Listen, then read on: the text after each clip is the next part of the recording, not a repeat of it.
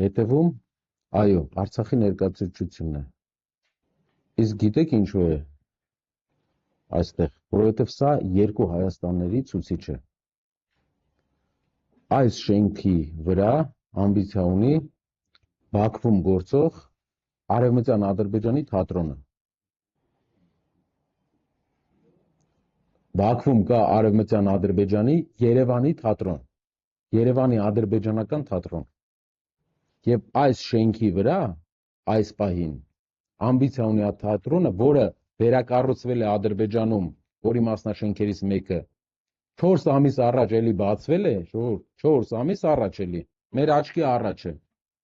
Մարդիկ աշխատում են այնտեղ եւ անունը Երևանի